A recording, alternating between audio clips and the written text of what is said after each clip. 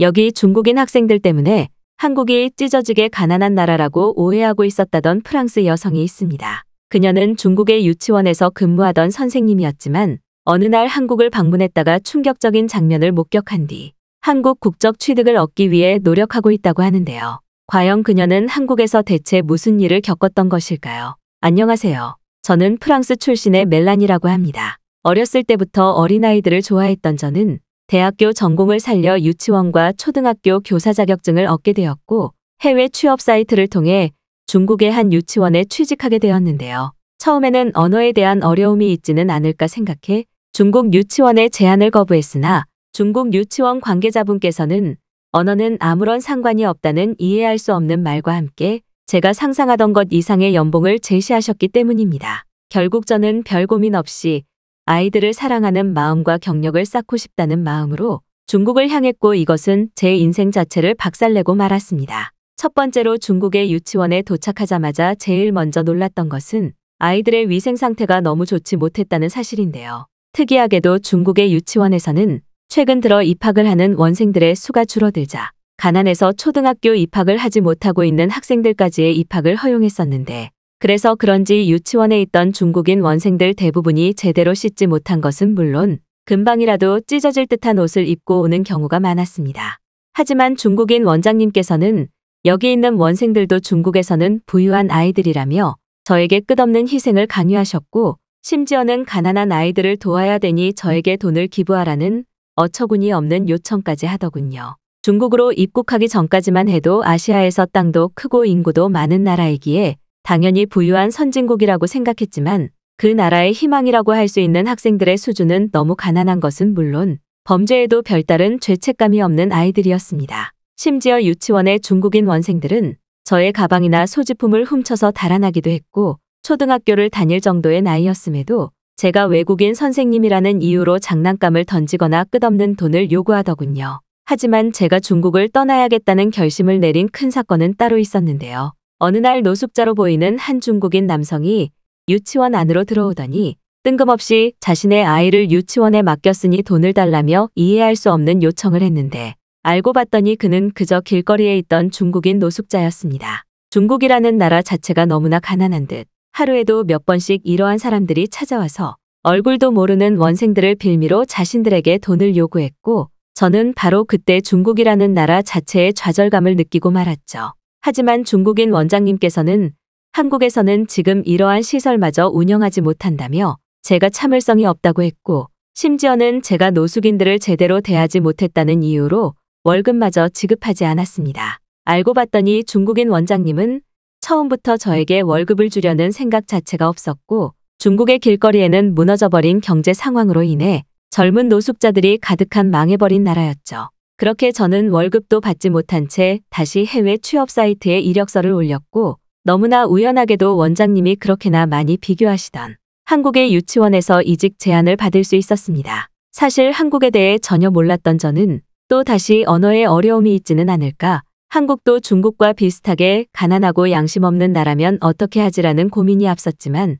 한국의 유치원 관계자님은 너무나 친절하게 설명을 해주시는 것은 물론 일단 한국으로 오면 그런 생각은 전부 사라질 거라고 하시더군요. 결국 숙소까지 제공해주겠다는 말에 결심을 한 저는 한 번 더 쏘가보자는 마음으로 한국으로 향했고 중국에 도착하고 약 2개월 뒤 한국 공항에 도착할 수 있었습니다. 그런데 공항에 도착하자마자 확인할 수 있었던 광경은 제가 살아오던 인생 자체를 부정하고 말았는데요. 인천공항 통로 곳곳에는 누가 봐도 어린 한국인 학생들이 아무런 보호자 없이 혼자 돌아다니고 있었고 평소 유치원 교사로 일해오던 저에게 이것은 문화 충격에 가까웠습니다. 실제로 한국에 오기 전 근무했었던 중국만 하더라도 길거리에서 아이들이 혼자 돌아다니고 있으면 곧바로 근처 중국인 노숙자들이 다가오기에 저는 항상 그러한 위험 상황을 방지했었는데 이상하게도 한국은 아이들이 혼자 돌아다니는 것을 너무나 쉽게 볼 수 있었죠. 그리고 얼마 지나지 않아 저는 이러한 한국의 모습이 진정한 선진국 시민의식이 있었기에 가능하다는 사실을 곧바로 깨달을 수 있었습니다. 공항에 있던 한국인들은 혼자 있는 어린아이를 발견하자 곧바로 다가가 친절하게 부모님에 대한 질문을 하는 것은 물론 아이들이 좋아하는 먹을 것을 주며 아이의 부모님이 올 때까지 옆을 지켜주는 모습을 볼 수 있었기 때문이죠.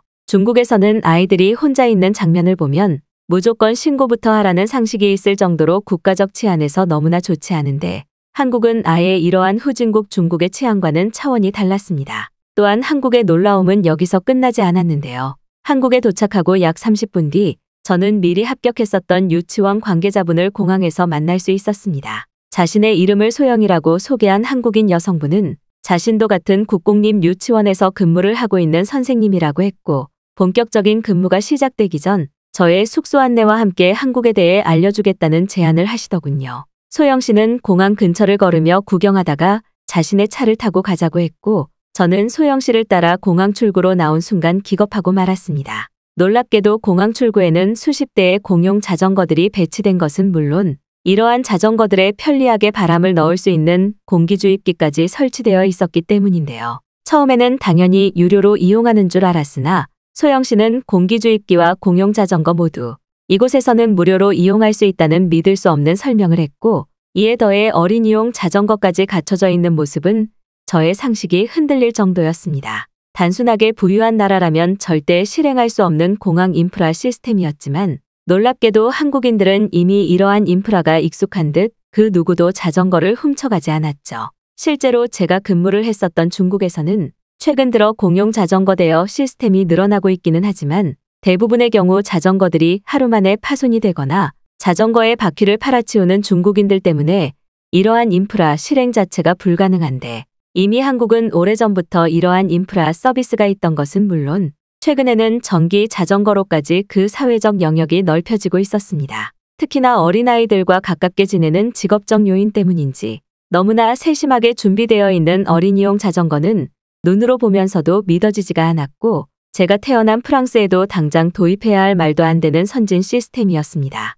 깜짝 놀라는 저희 표정에 소영 씨는 오히려 공공자전거를 훔쳐가는 중국인들이 이상한 사람들이라며 저를 위로했고 한국에서는 누구나 적은 비용이나 무료로 자전거를 탈 수 있으니 앞으로 출근할 때는 자전거를 애용해보라는 팁까지 주시더군요. 심지어 한국은 자전거의 대여와 반납도 휴대폰 어플로 가능한 시스템이 준비되어 있었는데 이것 또한 너무나 편리해서 저는 왜 그동안 후진국 중국을 선진국이라고 생각하고 한국과 비교를 해왔을까라는 후회감이 몰려오기도 했습니다. 짧은 공항 주변의 산책이었지만 저는 아주 작은 경험으로도 한국이 배울 점이 너무나 많은 선진국이라는 사실을 뼈저리게 느낄 수 있었고 앞으로 제가 근무할 한국의 유치원이 너무나 궁금해질 지경이었죠.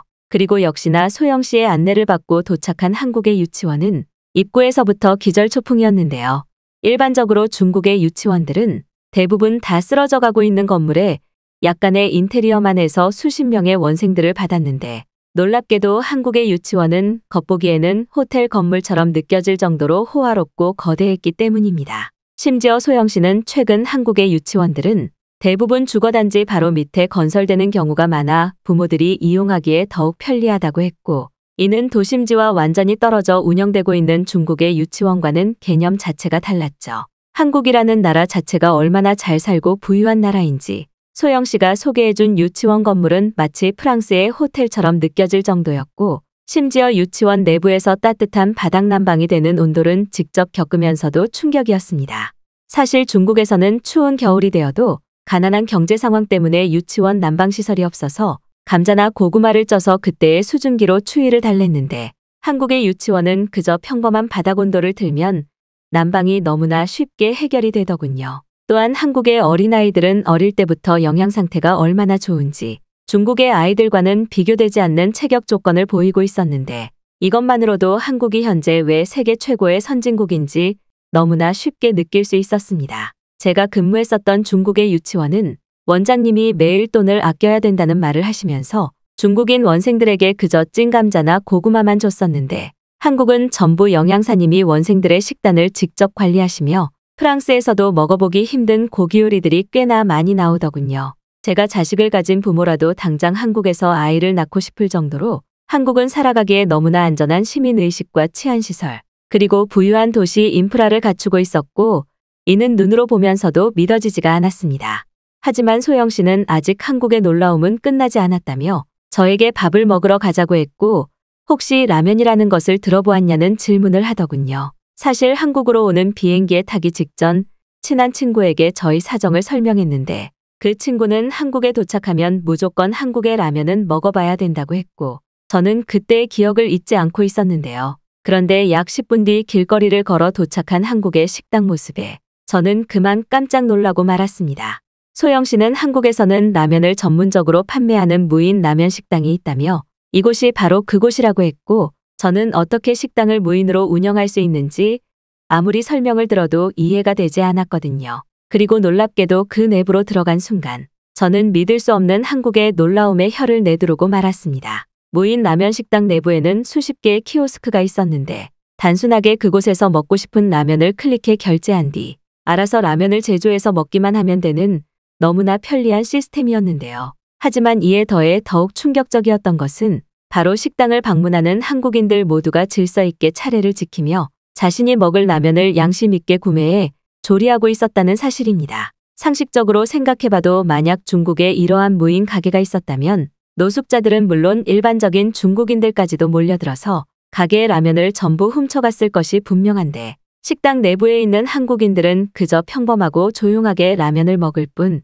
누구 하나 가게 내부의 물건을 훔쳐가려는 모습을 보이지 않았는데요. 사실 프랑스에서도 요즘은 길거리 가게들의 도난 범죄가 급증해서 길거리에 경찰들이 항상 상시대기를 하고 있는데 한국은 길거리에 경찰이 없음에도 불구하고 한국인들의 선진국 시민의식 때문인지 도난 범죄 자체가 발생하지 않았습니다. 또한 놀랍게도 자판기 형식의 라면조리 기계에서 바로 뜨거운 물이 나오는 것도 저에게는 충격이었는데요. 사실 중국에서 잠깐 근무를 했을 때에는 제가 머물던 숙소에서 물 자체가 나오지를 않아서 항상 샤워를 해야 되면 빗물을 받아놓았다가 씻거나 폭우가 쏟아지는 날을 활용해 머리를 감아야만 하는 시기도 있었는데 한국인들은 얼마나 발전되어 있는 수도 시스템을 쓰고 있는지 뜨거운 물과 싱크대에 물이 틀면 즉각적으로 나오는 부유한 나라더군요. 하지만 소영 씨는 제가 중국에서 경험한 일을 듣자 어떻게 그런 나라가 존재하고 있었냐며 오히려 저희 말을 믿지 않았고 결국 제가 머물렀던 중국의 숙소를 보여주자 그제서야 이해하는 모습을 보이셨습니다. 중국인 원장님께서는 항상 한국이 중국보다 훨씬 가난해서 아이들의 위생 상태도 좋지 않다고 했는데 그것은 완전히 반대의 거짓말이었고 한국은 부유함을 뛰어넘어 이미 사람들의 생활 자체가 풍요로워짐에 따라 시민의식까지 선진국을 완전히 뛰어넘어 버린 상황이었거든요. 무인 라면 가게에서 먹고 싶은 라면을 알아서 조리해서 먹으니 너무나 편리했고 놀랍게도 중국의 식당에서처럼 쓰레기를 식당 중앙에 버리는 사람들도 없어서 더욱 좋았습니다. 그런데 한국은 아직 보여줄 선진국 놀라움이 남아있다는 듯 저에게 또 다시 새로운 모습을 보여줬는데요. 소영 씨는 제게 한국에서 지내는 동안 여기서 지내면 된다며 기숙사를 안내해줬는데 그곳에는 생각지도 못한 엄청난 크기의 건물이 있었습니다. 사실 중국에서는 기숙사는커녕 제공해주는 식사조차 없어서 전부 제 돈으로 해야 돼서 너무나 가난하고 불편했는데 놀랍게도 한국은 그저 평범한 유치원 취직 자리였음에도 제가 외국인이라는 것을 배려해 오피스텔을 제공해주더군요. 그런데 오피스텔의 정문에 다가간 저는 단 1초 만에 경악할 수밖에 없었습니다. 그곳에는 실제로 아까 소영 씨가 설명했었던 국공립 유치원이 주거지 바로 밑에서 운영을 하고 있었고 이미 많은 한국인 학부모들이 평화롭게 아이들의 하원을 기다리고 있었기 때문인데요. 얼마나 쾌적하고 청결한지 주거지 바로 밑에 있는 유치원은 더할 나위 없이 안전해 보였고 제가 중국에서 근무했었던 외과 지역의 허름한 유치원과는 차원이 달랐습니다. 또한 소영 씨의 안내를 받아 들어간 주거지 내부에서도 저는 한국으로 너무나 잘 왔다는 생각이 들었는데요. 숙소 내부에는 이미 비싼 가전제품들이 무료로 제공되고 있었고 중국에서는 다 쓰러져가는 노출 콘크리트 건물에서 잠을 자야만 해서 먼지가 너무 많았는데 한국의 오피스텔은 건물 자체적으로 환기 기능까지 작동하고 있어서 너무나 편리했습니다. 사실 프랑스에서도 요즘 공기청정기는 너무 비싸서 정말 부유한 집이 아니고서야 잘 쓰지를 못하는데 한국은 건물 자체적으로 이미 말도 안 되는 비싼 공기청정기가 자동으로 작동되고 있던 것이었죠. 하지만 소영 씨는 한국에서는 이러한 주거지가 평범한 것이라며 놀라운 설명을 이어나갔고 저는 그제서야 한국이 아시아 나라뿐만 아닌 다양한 유럽권의 나라들과 비교조차 되지 않는 부유 국가라는 사실을 인지할 수 있었습니다. 많은 나라를 경험해보지 못했지만 프랑스의 유치원만 하더라도 건물 자체가 너무 낡고 정부의 지원이 없어서 항상 치안에 위험이 있는데 한국의 유치원 건물은 겉에서 보면 정말 주거지의 하나처럼 보일 정도로 그 내부에 다양한 놀이시설과 쾌적한 유치원 건물이 함께 운영되고 있었기 때문이죠. 또한 한국의 유치원에 근무하며 마주할 수 있었던 한국의 부모님들은 모두가 깨끗하고 청결한 외모를 가지고 있었고 중국에서처럼 개인적으로 돈을 요구하는 문화까지 없어서 너무나 좋았습니다. 나라가 부유하다는 사실 그 자체만으로 한국은 저에게 천국이나 다름없었고 저는 두 번째 취업 자리인 한국에서 결국 완전한 국가이민을 결정하고 말았죠. 물론 저의 이민을 위해 부모님을 설득하는 데에는 꽤 긴 시간이 걸리기도 했지만 바로 약 일주일 뒤 부모님은 직접 저의 말이 사실인지 확인하기 위해 선진국 한국으로 오기로 하셨습니다. 한국의 평범한 일상을 말해주자 부모님께서는 그런 살기 좋은 나라가 정말 있었냐며 놀라워하셨고 제가 보내주는 사진과 동영상을 보고도 이런 나라는 세상에 존재하지 않는다며 끝까지 믿지 않았기 때문이죠. 약 일주일 뒤 부모님 또한 한국을 직접 경험하고 이민을 결정하기를 바라며 저는 오늘도 너무나 부유하고 안전한 나라 한국에서 살고 있다는 자부심에 끝없이 행복한 것 같습니다.